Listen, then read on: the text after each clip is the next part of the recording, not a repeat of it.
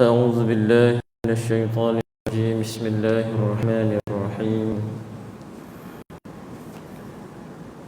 الحمد لله رب العالمين، نحمده ونستعينه ونستهديه ونستغفره، ونعوذ بالله من شرور أنفسنا ومن سيئات أعمالنا. من يهده الله فلا مضل له، ومن يضلله فلا هادي له. أشهد أن لا إله إلا الله وأن محمدا عبده ورسوله. اللهم صل وسلم على سيدنا محمد وعلى آله وصحبه أجمعين. الحمد لله. Bersyukur kita kepada Allah Subhanahu wa taala dengan segala limpah kurniaan pemberian daripada Allah Subhanahu wa taala kepada kita. Pagi-pagi ini Allah Subhanahu wa taala mengizinkan kita hadir ke rumah Allah Subhanahu wa taala, melaksanakan ibadah kepada Allah Subhanahu wa taala dengan cara yang baik, dengan berjemaah. Insya-Allah kita doa kepada Allah Subhanahu wa taala supaya amalan kita ini diterima oleh Allah Subhanahu wa taala dan diberikan dengan pertimbangan yang baik, dan semoga boleh menjadi bekal kepada kita ke akhirat nanti untuk kita sama-sama mendapat rahmat Allah Subhanahu wa taala. Tuan-tuan yang dirahmati Allah Subhanahu wa taala, saya difahamkan saya ganti Ustaz Nusri bagi dia. Cumanya pagi nak cerita kat tuan-tuan ni, saya mari tadi pagi-pagi tu ambil uduk, jumpa kawan lama tu, ustaz juga tu belakang tu. Jadi tuan-tuan kena panggil juga dia ceramah tu. Ustaz Adam ke panggil dah? Kalau panggil dah alhamdulillah. Tapi kalau panggil dia kena cakap bab nikah kahwin boleh. Pakar tu. Dia bab undang-undang dia pakar tu. Sebab dia niche area dia mahkamah. Jadi tuan-tuan boleh panggil dah. Tuan-tuan yang dirahmati Allah Subhanahu wa taala,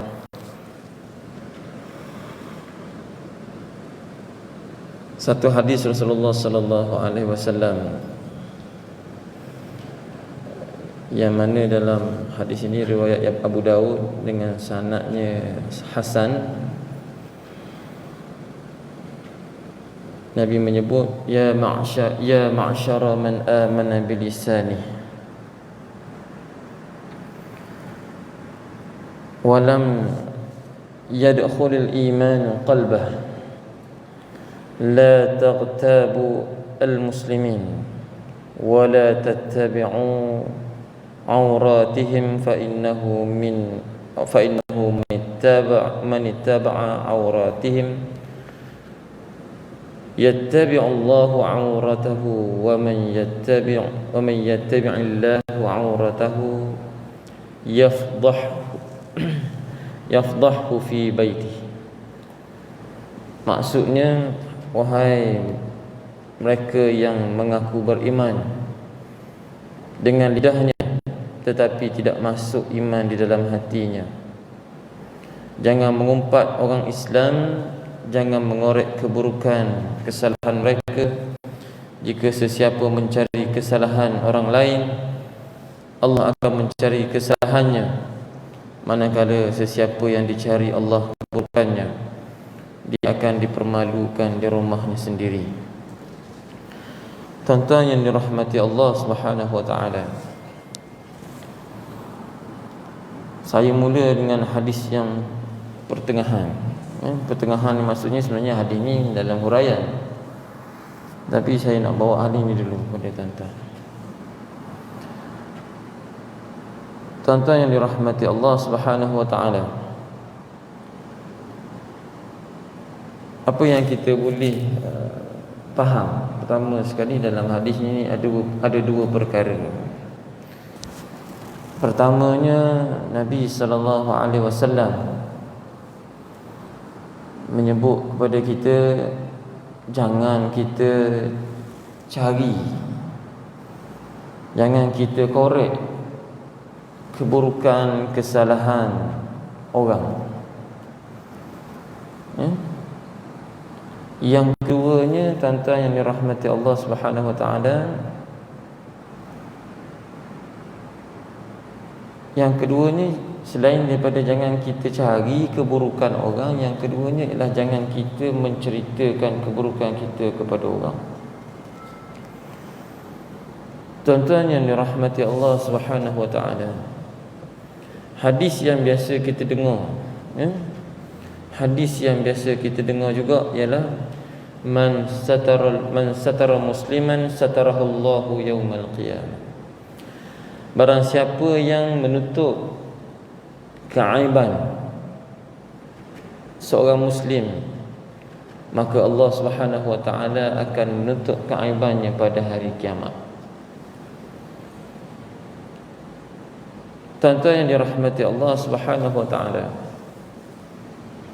di antara akhlak seorang muslim yang perlu ada pada diri seorang muslim ialah berusaha sedaya upaya untuk tidak mendedahkan keaiban kawan kepada orang lain, ataupun tidak mendedahkan keaiban saudara muslim kepada orang lain. Tuan-tuan yang dirahmati Allah Subhanahu wa taala, betapa banyaknya rahsia di atas dunia ni. Betapa banyaknya rahsia di atas dunia ni. Dan kadang-kadang Allah Subhanahu wa taala memberi keizinan kepada kita untuk mengetahui beberapa rahsia yang berkaitan dengan orang lain. Kadang-kadang kita ni diberi pengetahuan oleh Allah Subhanahu wa taala berkenaan dengan orang lain, mungkin secara tidak sengaja, dan mungkin juga orang itu sendiri bercerita kepada kita. Jadi di antara pesanan Rasulullah sallallahu alaihi wasallam apabila kita mengetahui rahsia orang, terutama rahsia itu merupakan keaiban bagi orang, maka menjadi satu tanggungjawab kepada kita untuk merahsiakannya, menutup keaibannya daripada diketahui oleh orang lain. Mungkin dalam ramai-ramai kita berkawan dalam mari masjid, mari surau ni, kita mungkin ada 2-3 orang dalam kalangan kita berdua, rumah mungkin bersebelahan. Orang yang duduk rumah jauh mungkin tidak tahu rahsia jiran sebelah rumah kita seperti mana yang kita tahu. Jadi menjadi tanggungjawab kepada kita juga untuk merahsiakan keaiban-keaiban yang ada pada jiran-jiran kita daripada diketahui oleh orang lain. Kita selalu berdoa, tuan-tuan. Kita selalu berdoa, Allahumma la tada' lana fi maqamina hadha dhanban illa ghafartah, wa la hamman illa farajtah, wa la daynan illa qadaitah, wa la maridan illa syafaitah, wa la aiban illa satartah. Antara yang kita doa, dalam doa tu kita minta supaya Allah Subhanahu wa taala menutup keaiban kita daripada diketahui oleh orang lain. Tuan-tuan yang dirahmati Allah Subhanahu wa taala, secara lumrah manusia ni, perkara yang mengaibkan itu dia tidak suka untuk orang tahu. Perkara yang mengaibkan itu secara lumrahnya manusia ni dia tidak suka untuk orang tahu. Daripada sekecil-kecil perkara kepada sebesar-besar perkara, maka tidaklah disukai untuk diketahui oleh orang lain. Maka di situlah sebenarnya Rasulullah sallallahu alaihi wasallam menyuruh kita untuk menutup keaiban orang lain. Kenapa menjadi akhlak kepada kita menutup keaiban orang? Kerana untuk membentuk keharmonian dalam kehidupan manusia. Kalau tuan-tuan perasan, akhlak yang Rasulullah sallallahu alaihi wasallam anjurkan kepada kita ini, kalau kita baca satu. Akhlak ini tujuan dia ialah untuk mengharmonikan kehidupan manusia. Kehidupan manusia atas dunia ni boleh jadi harmoni sekiranya semua orang berakhlak mulia. Jadi di antara perkara yang boleh membentuk keharmonian dalam masyarakat ialah menuntut keaiban. Menuntut keaiban. Dan tajuk ini hari ini sangat relevan dalam masyarakat kita. Ya, sangat relevan. Kenapa saya sebutkan sebagai sangat relevan dengan masyarakat kita? Sebab kita menjadi satu, kadang-kadang menjadi satu kebanggaan, menjadi satu yang menggembirakan apabila kita dapat tahu keaiban ataupun kekurangan orang lain. Sebab apa? Sebab kita tahu yang kita ni tak berapa nak gagah, tak berapa nak bagus pun kita ni. Tapi dengan orang lain mengetahui keaiban orang lain ni, jadi kita ni nampak okey sikit. Kan? Itu yang kita risau dalam hati kita. Ya? Sebab antara setengah tujuan orang mendedahkan keaiban orang ini ialah untuk menutup keaiban sendiri. Nampak ada kontra di situ kan? Dia tak nak keaiban dia orang tahu, tak nak keaiban dia diperkatakan, maka dia menyebut keaiban orang. Itu dah menjadi satu kesalahan. Dan di situ pastinya mewujudkan satu suasana yang tidak harmoni. Kan? Jadi tuan-tuan yang dirahmati Allah Subhanahu wa taala, sebab itu Nabi menegaskan begitu. Penegasan Nabi sallallahu alaihi wasallam berkenaan dengan keaiban ini bukan sahaja Nabi menyuruh kita menutup keaiban orang lain, bahkan Nabi sallallahu alaihi wasallam juga menyuruh kita menutup keaiban diri sendiri. Hadis Rasulullah sallallahu alaihi wasallam, Nabi menyebut apa? Kullu ummati mu'afa illal muhajirin, illal mujahirin.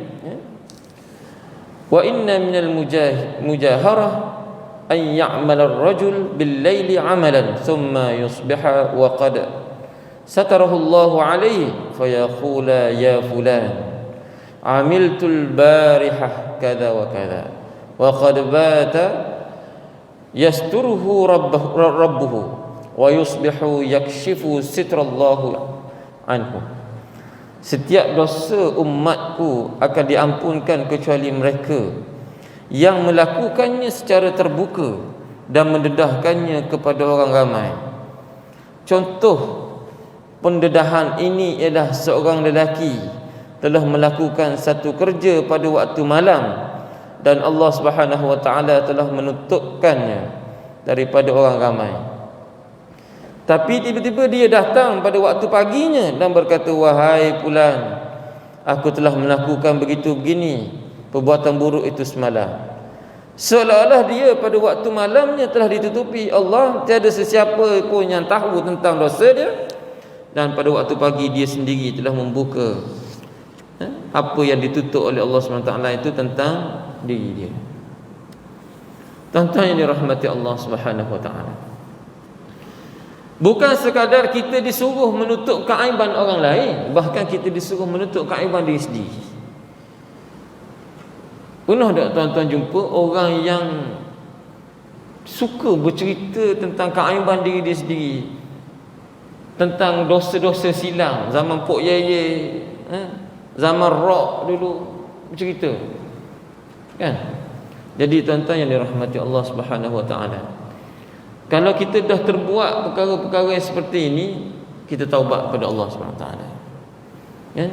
Jangan diulang lagi cerita lama. Jangan diulang siar lagi kisah-kisah yang terdahulu kepada orang lain.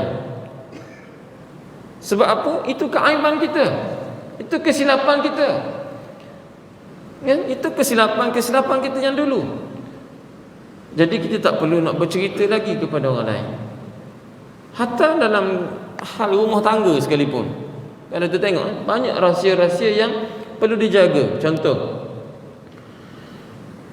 bila kita berkahwin, hal-hal yang sebelum kahwin, yang mana kalau kita pernah buat dosa dan sebagainya, tak perlu dah nak bercerita kepada pasangan kita. Tak perlu. Sebab apa? Dia mungkin kenal tuan-tuan tu macam tu, ataupun tuan-tuan kenal pasangan tuan-tuan macam ni. Tiba-tiba mari cerita tambahan pula. Cerita pula tu lepas kahwin. Kalau cerita sebelum kahwin lain cerita. Boleh buat keputusan lagi masa tu. Dah kahwin dah. Dah jadi cerita lain. Kan? Tak perlu bercerita. Tak perlu bercerita. Dan selepas kahwin pun sama juga. Dah kahwin, hal dalam rumah, jangan duk bercerita ke orang. Jangan duk bercerita ke orang. Ya? Melainkan perkara itu diceritakan untuk diselesaikan. Dan bercerita tu mestilah bercerita pada orang yang betul. Jangan bercerita pada orang yang salah. Siapakah orang yang betul? Contoh, kalau ada berlaku masalah dalam rumah tangga, antara orang yang boleh dijumpai, orang yang dijumpai ialah kaunselor, orang yang ada etika dia. Orang yang boleh dijumpai juga ialah orang yang duduk dekat pejabat agama. Itu pun ada kaunselor juga, ada pegawai yang akan bantu untuk menyelesaikan masalah rumah tangga orang. Walaupun pegawai itu sendiri punya masalah rumah tangga, tak tahu nak cerita kat siapa. Tapi itu boleh juga, kan? Sampai cerita kat lawyer, tu boleh cerita tempat tu. Jangan duk bercerita ke orang lain. Jangan cerita ke orang lain. Sebab apa? Dia mengundang maklumat yang tidak lengkap yang diperolehi oleh seorang ni, dan mengundang persepsi buruk terhadap pasangan kita dan juga rumah tangga kita. Dia begitu. Tuan-tuan yang dirahmati Allah Subhanahu Wa Taala, kita ni manusia semua ada kelemahan lah, semua ada keaiban. Ada satu orang kata, kenapa kita ni nampak mulia, nampak bagus? Bukan kerana bagusnya kita, tapi kerana Allah Subhanahu Wa Taala sentiasa menutup keaiban, kekurangan kita. Tuan-tuan yang dirahmati Allah Subhanahu Wa Taala, jadi Rasulullah SAW melarang kita daripada kita bercerita ke orang. Buat dosa malam, jangan cerita pagi tu ke orang. Ataupun dosa-dosa yang lepas tu, jangan kita pula pergi cerita ke orang. Dulu saya ni macam ni, macam ni. Saya dulu ni bukan main. Saya pernah bunuh orang. Oh, kawan kita ni daripada pernah kawan baik dengan kita, nak jauh lalu. Betul tak? Ya? Saya pernah berjumpa dengan seorang ni, kawan tidaklah rapat, kan? Tapi last sekali dia cerita, dia kata, saya ni dosa saya berat. Dia kata, dia cerita kita dah mula malas nak dengar dah ni, kan? Jadi dia cerita kita pun jadi tak selesa. Dan sekali dia kata, kita pun cuba nak tukar cerita ni. Tukar cerita, last sekali lepas lama sambung pula lagi, saya kata. Kan? Last sekali terpaksa sebut, dah lah tu cerita, jangan cerita dah kat orang, kata malu cerita begitu. Jangan duk cerita benda-benda dosa ni, malu. Kita nak tutup daripada ketahuan orang, tak perlu. Sebab apa? Orang yang tahu ni belum tentu dia boleh jaga lagi mulut dia. Orang yang bercerita, orang yang dengar ni belum tentu dia boleh bercerita benda tu dengan betul lagi. Belum tentu dia boleh jadi saksi dengan baik lagi. Kan? Mungkin dia tersilap cerita, mungkin bila mari pula cerita macam teli je tu, mula dia buka cerita, kan? Jadi tak bagus. Tuan-tuan yang dirahmati Allah Subhanahu Wa Taala, ini yang dilarang oleh Nabi SAW ini adalah cerita keaiban, cerita dosa, cerita keburukan, yang mana dosa dan keburukan itu tidaklah terdedah kepada orang lain, melainkan kalau kesalahan itu berlaku secara terbuka dan dengan sengaja. Terbuka dengan sengaja. Orang mari buat dosa secara terbuka, kan? Nak bagi contoh macam mana? Tiba-tiba ada orang nak mari masjid ni, mengajak orang kepada perkara yang tidak baik dalam masjid secara terbuka. Mengajak orang mensyirikkan Allah, itu berat dosanya. Nampak? Jadi kita kena tegur secara terbuka, dan juga kita kena bercerita kepada orang lain. Sebab apa? Orang ni dah menyesatkan orang secara terbuka, bahaya. Itu boleh. Sebab apa? Nak menyelamatkan akidah orang lain. Tapi jangan pula kita ni kerana dengar-dengar je, hearsay je. Saya dengar kata dia ni membawa ajaran sesat, tak tahu betul ke tak. Main dengar-dengar tak boleh. Kalau confirm tak apa. Sebab kita ni banyak berita main dengar-dengar. Dengar cerita, ada pihak kata, jangan gitu. Kalau kita confirm, boleh bercerita. Tak confirm, jangan bercerita. Apa orang panggil sekarang ni? Tak pasti, jangan kongsi. Gitu. Jadi tuan-tuan yang dirahmati Allah Subhanahu Wa Taala, dekat mana ni kita kena jaga ni? Tadi saya sebut dah, pertamanya dalam hal rumah tangga. Hal rumah tangga ni sangat banyak kerahsiaan dia. Hal kita suami isteri satu, hal kita dengan anak-anak pun satu juga. Jangan banyak bercerita. Contoh cerita tu kadang-kadang kita rasa macam okey je, tapi bila pasangan kita dengar tu dia rasa aib. Contohlah saya ni, suami saya ni makan banyak, contohnya. Cerita makan banyak tu macam okey, cerita makan banyak je takkan marah. Tapi kalau suami tu kata ada awak cerita kat orang saya makan banyak, tuan-tuan rasa macam mana? Ada cerita yang simple, kita rasa simple tapi tak selesa. Maka benda-benda macam tu perlu dielakkan.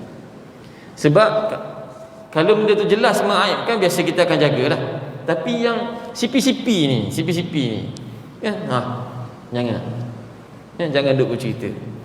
Tabiat suami kita di rumah, tabiat isteri kita di rumah, jangan duk bercerita kat orang.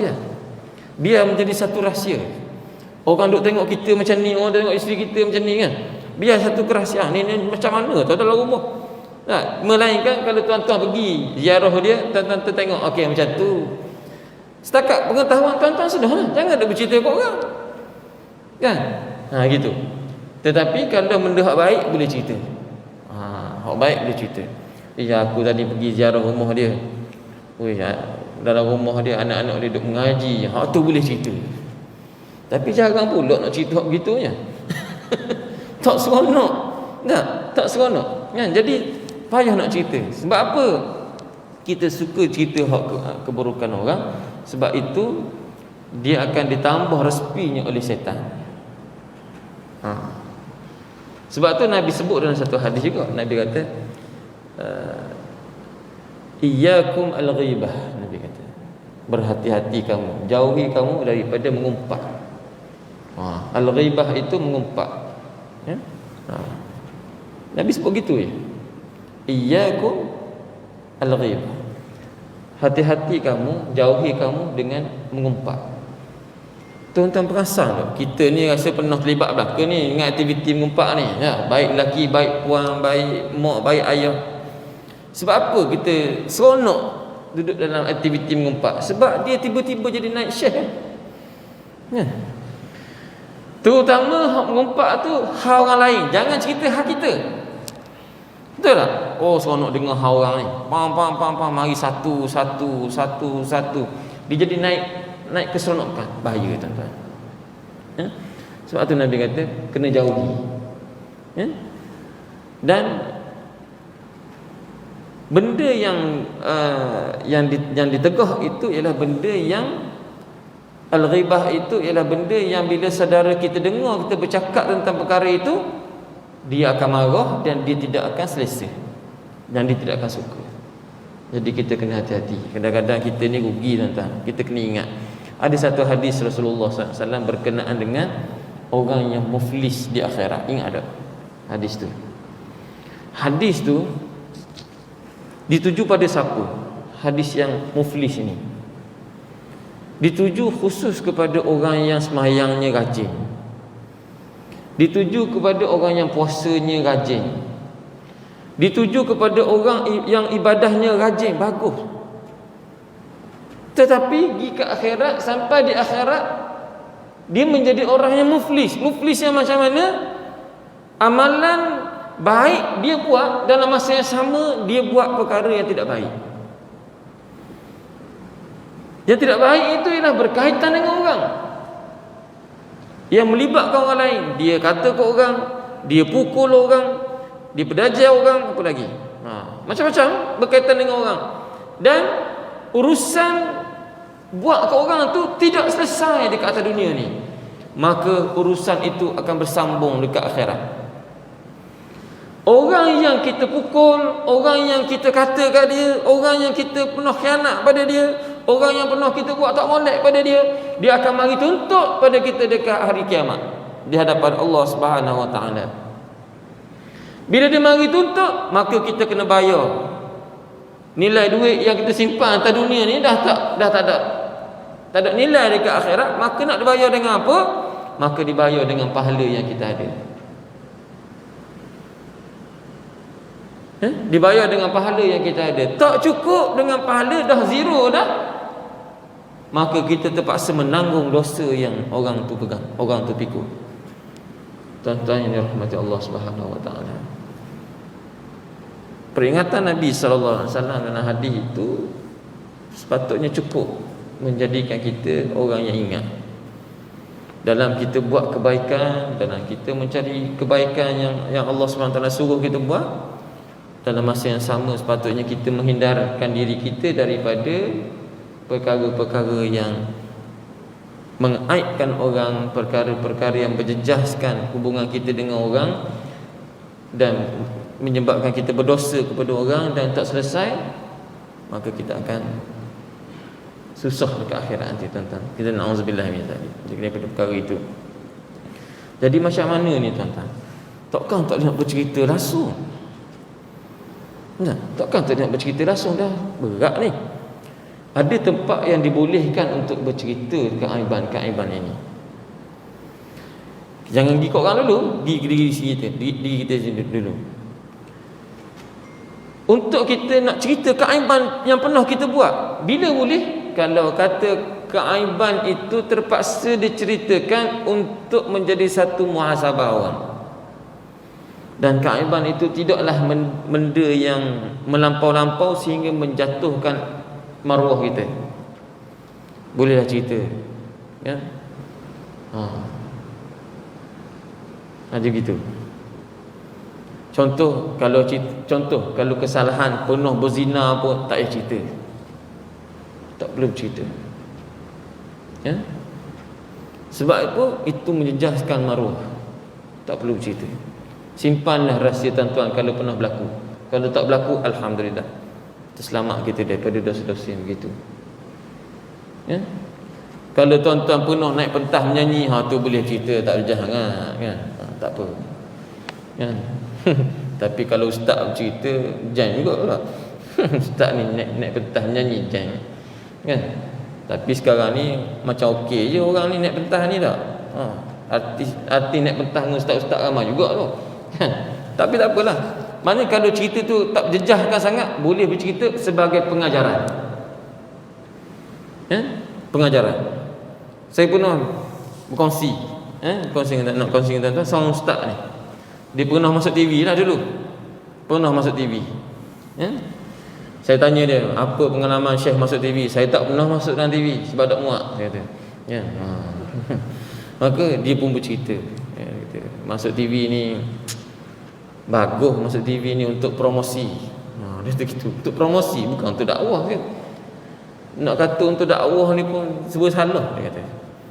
Sebab kita duk cakap pam, kru semua tu sama je. Kru tu lah yang buat cerita menyanyi, kru tu lah yang buat cerita hak dramanya, kru tu juga hak buat cerita kita. Dia rasa macam sama je ni, macam tak ada perubahan pun. Kan dia kata gitu. Hari ni kru tu bila kita live, dia mari kat kita. Esok bila orang duk menyanyi, tak kisah cerita apa pun, dia pun pergi sama juga, ya. Lusa bila buat drama, pun dia juga. Jadi dia kata macam sama je. Dia cerita gitulah. Tak tahu Allah anak kita tak pernah masuk berita kan, masuk lain tu, tapi dia cerita gitu. Dah apa pengajarannya? pengajarannya kalau tak masuk TV dia kata jangan menyesal. Dia kata begitu. Ya. Oh, kita ni kita nak masuk TV pun takut tuan-tuan tak? Bukan kata menyesal tak menyesal tak, kita pun takut kan. Jadi bila dia cerita begitu kita rasa Allah Akbar. Banyak pengajaran. Sebab dia kata itu macam keaiban juga bagi dia. Contoh macam rasa keaiban. Tapi tak apalah, itu bagi dia. Tetapi bila dia bercerita begitu, Allah Akbar. Cabaran bagi kita. Tapi tuan-tuan yang dirahmati Allah Subhanahu Wa Taala, bila Nabi kata sepasang muflis tadi, kita kadang kena berhati-hati. Ya, berhati-hati. Jangan buat benda-benda yang tak boleh. Sebab kadang-kadang kita ni terlepas cakap kadang-kadang. Yang masalah ni terlepas cakap kan. Okey. Sambung balik. Kat mana boleh bercerita? Kita bercerita untuk pengajaran orang. Yang pertama. Yang kedua, bercerita tentang keaiban orang sekiranya diperlukan sebagai saksi. Kan? Jadi tuan-tuan hanya mendedahkan perkara itu ketika berlaku penyaksian sahaja. Selain daripada itu tuan-tuan jangan cerita. Kan? Contoh, tuan-tuan hari ni berjalan salah mana-mana tempat, tuan-tuan pergi, tuan-tuan nampak orang berzina. Dan tuan-tuan ni salah seorang daripada 4 orang saksi. Dan tuan-tuan kenal pula orang yang berzina tu. Kan? Kenal pula. Tuan-tuan boleh bercakap tentang dosa dia tu dalam mahkamah. Tapi jangan pula tuan-tuan pergi bercerita kat orang. Wah, tadi nampak dia tu berzina pun. Ya. Jangan duk cerita gitu. Biar itu hal dia. Dia boleh bertaubat dan dia boleh dihukum di mahkamah. Ya, cukup setakat dalam mahkamah tuan-tuan bercerita, keluar mahkamah tuan-tuan tutup mulut. Yang begitu. Ya. Dan kalau tuan-tuan tidak pasti, tuan-tuan tengok tapi tak pasti. Tengok tapi tak pasti. Ingat Dan tuan-tuan rasa tuan-tuan tak layak jadi saksi, kena mengaku depan hakim, saya nampak tapi saya tak pasti dia begitu. Sebab apa? Dalam kitab fiqh dia sebut masa saya belajar dulu dia kata apa? Nak jadi saksi orang zina contohnya, biar dia nampak betul-betul orang tu berzina. Bukannya dia tengok orang tu peluk dia kata berzina, tak. Bukan dia nampak orang tu keluar bilik 2 kata berzina, tak. Kan? Jadi kalau dia kata saya tengok dia dua tu tapi saya tak pasti, jangan sebut sebagai betul-betul. Dia begitu. Kan? Jadi tak perlu bercerita sebab kita nak mengelak tu. Jadi setakat dalam mahkamah boleh kita cerita. Ya. Hari kita nak cerita ke orang, hak mana lagi boleh? Kalau kata perkara itu tidak akan menjejaskan apa-apa peraturan pun, hukum yang sudah terbiasa. Ya. Contohnya kalau kita bercerita tu menjejaskan perasaan isteri kita, menjejaskan rumah tangga kita, itu tak boleh. Walaupun perkara tu kita rasa kecil je, banyak kita nak cerita tentang diri kita ni, tapi orang rumah kita rasa tak selesa, jangan bercerita. Kan? Jangan. Jaga. Dia kena jaga. Tuan-tuan yang dirahmati Allah Subhanahu Wa Taala. Kita boleh bercerita, banyak cerita aib ada 2 jenis kan. Satu aib yang berdosa, satu aib yang bukan dosa tapi aib. Aib. Contoh aib tentang semayang dan sebagainya. Orang ni dia tersilap masa semayang. Kan? Jangan duk cerita ke orang. Ya? Kita buat kesilapan masa semayang, kita tak semayang dosa tu. Mungkin kita dosa kita dengan Allah Ta'ala, kita nak cerita orang, jangan cerita. Itu tak boleh. Okey. Saya nak pergi pada aib kita cerita tentang orang lain ni. Kita nak cerita tentang aib orang. Macam mana? Kalau orang tu pertama sekali kita dah tegur dia. Kan? Kita rasa kita tegur dah dia. Lepas tu dia tak berubah dan sebagainya, kita perlukan orang lain yang boleh menasihati dia. Tapi jangan duk bercerita secara umum. Saya tengok orang tu tadi ni, saya nak minta tolong tuan-tuan ni. Tu jam. Jangan. Siapa yang rapat dengan dia, yang boleh menasihati dia?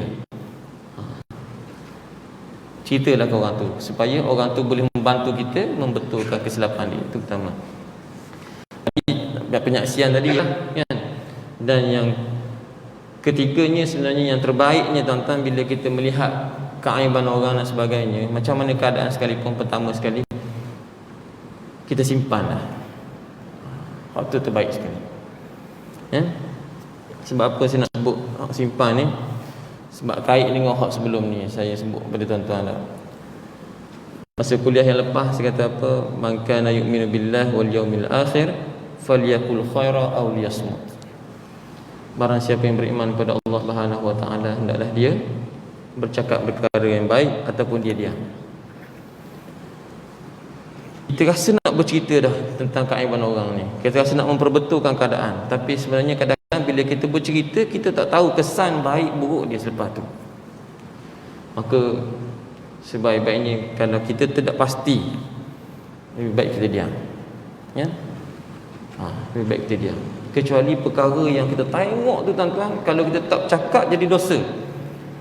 Perkara yang kita tengok tu dah menjejaskan masyarakat. Pada masa itu menjadi kewajipan pada kita untuk memperbetulkan masyarakat. Menjejaskan masyarakat ni macam mana? Menjejaskan akidah pertama sekali. Saya sebut tadi kan, kalau orang tu mari bawa ajaran sesat, tu tak boleh. Tu kena cerita. Yang kedua, boleh menyebabkan berlaku maksiat. Ya? Kerana kesilapan, kerana orang tu seorang boleh menyebabkan berlaku maksiat antara orang lain. Okey, itu kita kena ubah. Kita kena bercakap juga. Kita kena sebut. Sebab apa? Dia menjejaskan masyarakat kita. Yang macam berlaku, saya sebut macam ajaran sesat contohnya. Ya? Ini kadang-kadang berlaku dalam masyarakat. Sebab biasanya orang ajaran sesat ni, orang terlibat ajaran sesat ni, biasa dia tak campur dengan tuan-tuan macam ni. Dia akan duduk secara terpencil dia sendiri. Dia tak campur dengan tuan-tuan ramai-ramai. Dia tak mari semayang ramai-ramai tempat kita. Dan sebahagian besar daripada ajaran sesat ni, dia tak semayang pun. Jadi bab-bab semayang ni dia jauh dah. Tapi bab-bab lain tu mungkin. Sebab saya pernah berhadapan dengan satu kes lah, satu kes pelajar masa tu.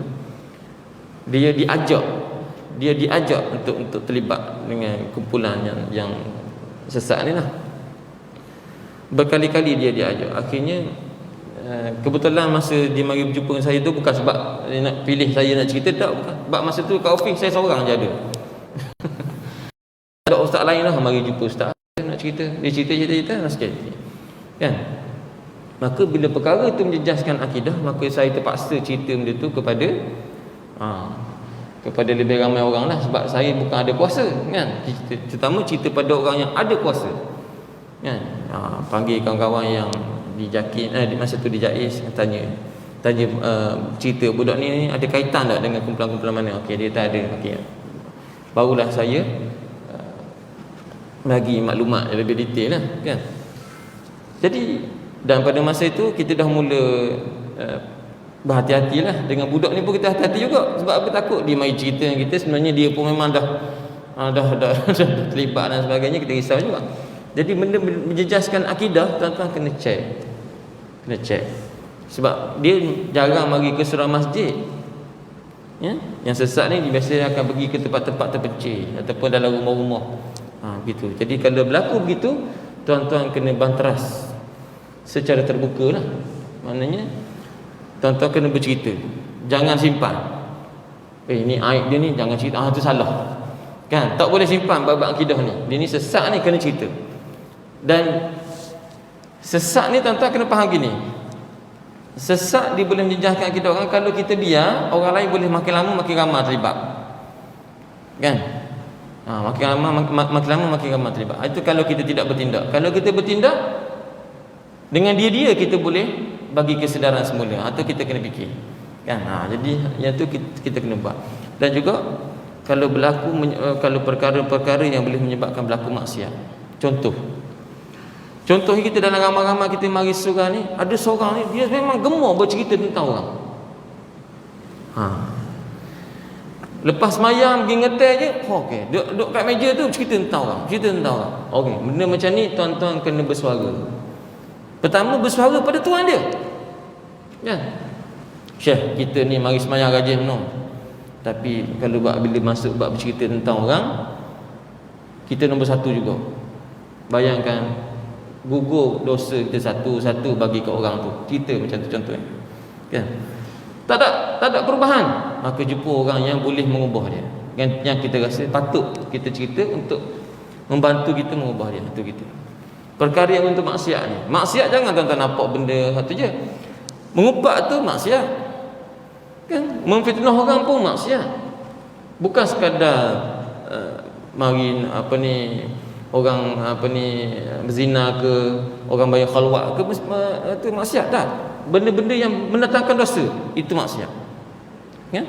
Jadi kita kena masa tu kita boleh bercerita walaupun kita rasa benda tu aib. Begitu. Tuan-tuan yang dirahmati Allah Subhanahu Wa Taala. Pulang ni saya takut tajuk ni. Okey. Yang terakhirnya tuan-tuan yang dirahmati Allah Subhanahu Wa Taala, satu hadis dalam Al-Quran Allah Subhanahu Wa Taala ada menyebut kepada kita yang kita kena ambil peringatan lah, ya. A'udzubillahi minasyaitonirrajim. Man 'amila salihan min zakarin aw unsa wa huwa mu'min falanuhyiyannahu hayatan thayyibah wa lanajziyannahum ajrahum bi ahsani ma kanu ya'malun. Barang siapa yang mengerjakan amal soleh daripada lelaki maupun perempuan dalam keadaan dia beriman, maka sesungguhnya kami akan berikan kepadanya kehidupan yang baik, dan sesungguhnya kami akan beri balasan kepada mereka dengan pahala yang lebih baik daripada apa yang mereka telah kerjakan. Tuan-tuan yang dirahmati Allah Subhanahu Wa Taala, satu lagi ayat Allah Subhanahu Wa Taala menyebut dalam ni surah An-Nahl, satu lagi surah Taubah. Allah Subhanahu Wa Taala menyebut, wa qul ya'malu fasayarallahu amalakum wa rasuluhu wal mu'minun wa saturadduna ila alimil ghaibi wasyahadah fayunabbi'ukum bima kanu ya'malun. Katakanlah wahai Muhammad kepada mereka orang beriman, buatlah apa sahaja yang dia nak buat atas dunia. Allah Subhanahu Wa Taala akan melihat perbuatan mereka, Rasul-Rasul akan melihat perbuatan mereka, dan orang-orang beriman pun akan melihat perbuatan mereka. Dan perbuatan itu akan dikembalikan kepada Allah Subhanahu Wa Taala, dan Allah Subhanahu Wa Taala akan memberi pengajaran, akan memberi balasan pada perbuatan itu, sama ada baik dan tidak baik. Tuan-tuan yang dirahmati Allah Subhanahu Wa Taala, bila kita hidup atas dunia ni, bila kita dah tahu mendedahkan keaiban orang itu merupakan satu perkara yang tidak baik, bercakap tentang orang itu merupakan perkara yang tidak baik, maka kita ubahlah diri kita. Ubah diri kita. Sebab apa tuan-tuan? Lebih baik kita terlajak diam berbanding dengan terlajak banyak cakap. Kita kena ingat. Dan bila kita beramal yang baik, Allah Taala kata falanuhyiyannahu hayatan thayyibah, maka Allah Subhanahu akan memberikan kepada dia kehidupan yang baik. Sebab tu saya kata tadi, akhlak yang baik ini merupakan di antara kunci kepada keharmonian masyarakat. Jadi kalau kita masing-masing jaga perbuatan kita, jaga keaiban kita, jaga keaiban kawan kita, tak bercerita kepada orang dan sebagainya, maka di situ kita akan membentuk satu kehidupan yang baik. Dan ayat dalam surah Taubah itu Allah Subhanahu Wa Taala sebut, buatlah apa yang kamu nak buat, kamu akan dikembalikan kepada Allah Subhanahu Wa Taala yang Maha mengetahui perkara-perkara yang nyata dan gaib. Maka Allah Subhanahu Wa Taala akan memberi balasan kepada kita atas setiap perbuatan kita. Kita buat baik atas dunia, Allah akan bagi balasan yang baik. Kita buat jahat atas dunia, Allah akan bagi balasan yang tidak baik. Cuma kena ingat, perbuatan tidak baik ada dua. Inilah perbuatan tidak baik itu ada dua. Pertama, tidak baik direct kepada Allah. Kita tak semayang, itu urusan kita dengan Allah. Kita tak puasa, urusan kita dengan Allah. Kita dedah aurat dan sebagainya, itu urusan kita dengan Allah. Tetapi kalau bila kita buat dosa dengan orang, kita mengumpat orang, kita bercerita keaiban orang, kita menyebarkan perkara-perkara yang tidak baik tentang orang, itu dosa kita dengan dia. Ya, maka kita takut-takut tergolong dalam hadis tadi, iaitu orang yang muflis di akhirat. Jadi itu tuan-tuan. Kalau kita ambil dua peringatan tu sudahlah untuk diri kita dah. Ya. Dan dua peringatan itu sebagai menjaga keharmonian kehidupan kita dan juga masyarakat kita. Ya.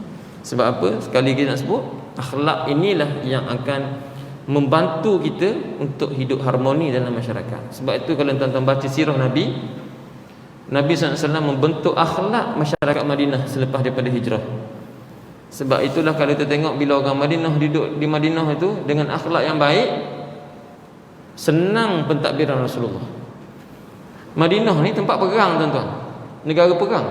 Tapi bila Rasulullah berhijrah membentuk negara Madinah, mengubah suasana masyarakat Madinah daripada negara perang kepada negara yang harmoni kehidupan masyarakat dia. Ya, sebab itulah akhlak inilah yang kita perlu bentuk dalam masyarakat kita. Ya, dalam kehidupan, dalam diri kita sendiri dulu, dalam ahli keluarga kita, dan insya-Allah akhlak itu akan terbentuk dalam masyarakat kita. Ya. Wallahu alam, yang baik itu datang daripada Allah. Segala kekurangan dan kelemahan itu saya mohon maaf dengan tuan-tuan dan mohon keampunan daripada Allah Subhanahu wa taala. Semoga ada pengajaran yang baik daripada apa yang saya sampaikan untuk kita sama-sama berpegang, dan segala kekurangan dan kesilapan itu saya minta tuan-tuan jangan peganglah, buanglah. Ya. Jadi insya-Allah semoga kebaikan kita itu diterima oleh Allah Subhanahu wa taala dan segala dosa-dosa kita diampunkan oleh Allah Subhanahu wa taala. Aqul qawli hadza astaghfirullahal azim li wa lakum. Assalamualaikum warahmatullahi wabarakatuh. Bismillahirrahmanirrahim. Alhamdulillahirabbil alamin wassalatu wassalamu ala asyrafil anbiya'i wal mursalin sayyidina Muhammadin wa